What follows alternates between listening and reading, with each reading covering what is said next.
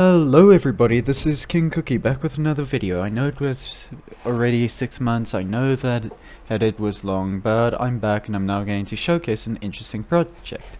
So, as you can see on the right of my screen, it says points. You're probably wondering, why is there points, why am I on a controller stick, and why are there some random commands on the side? Well, let me show you. So this is a giant screen for one of probably a very popular game for a lot of you, and yeah, this is the off switch, this is the on switch, and this was just for the weather.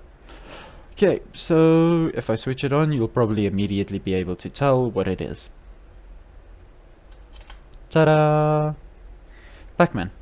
So first I'm just going to showcase a tiny bit of it. It will eat the pellets, you can eat the ghost. I haven't made a complete version yet, so you can't die, and yeah. And there aren't all the ghosts, but I think this is a good enough example. Also, you can't win yet. It's just a decent amount, but yeah. And believe it or not, this entire damn thing took flippin' 1,200 plus commands. And you're probably wondering, for experienced commanders, they're probably wondering, why did it take that much? I mean, it's not even that hard of a thing. A lot of people use armor stands for each entity, things like that. Well, let me just show some of the challenges. The first one, it's 1 block thick the entire map, so yeah. The pellets are just blocks, well, target blocks retextured, and yeah, it's quite chaotic. So how can I describe this better? It's 1 layer thick, and the entire game runs on 1 armor stand. If you don't believe me, / execute at E to tilde say hi. Okay, so the button I destroyed here, let me just pick that up. There you go, that's it.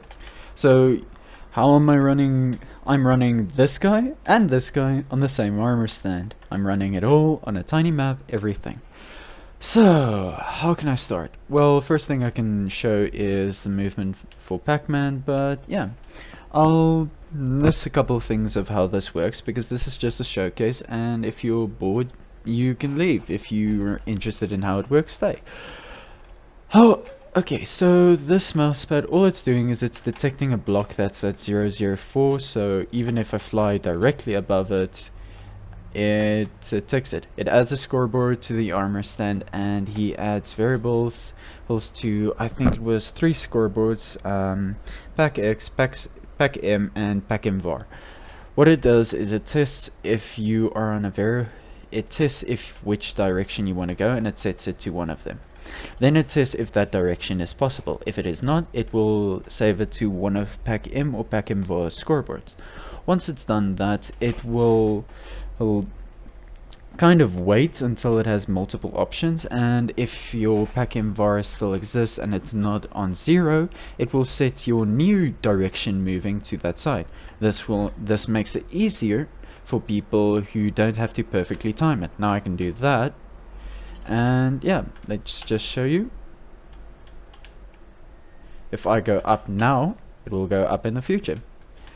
This just makes it so you don't have to perfectly time everything. That took ages because the hooks and everything. I swear to you, the second I reached this part here, it would just go, let me dump myself into a corner. Okay, anyway, so it started getting easier, and well, the ghost, all I needed to do was kind of add couple hundred commands. It was kind of annoying.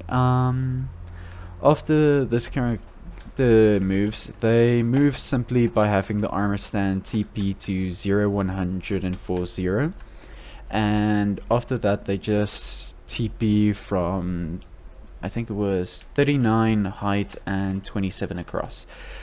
Based on what its 2 scores, Pac X and Pac Y, were, that's where it would appear on the screen. Same for the blink. After that it would appear its redstone block, etc. For for the ghost, all it had to do to locate you was simply just well, not simply, but yeah, it actually was simple. All it was doing is it was removing whatever coordinates this was. He's from this. So if this was 7 and 10, 7y 10 10x, and this was 5y 5x, then it would remove 5 from the y and 5 from the x. Afterwards, it would just do it would square both values, and it would just get the Pythagorean theorem. Afterwards, it's got the Pythagorean theorem. It would just it would basically just get everything. But now you're wondering, how is Pythagorean theorem telling him which side to go? Well, I had to make it that it would have to do Pythagoras theorem on each of these, then it had to compare all of them, and based on the one that had the 0 score, or the one that was the least among all of them, would win. Now, that had said, it would ignore sides that had walls on. So that's how that works.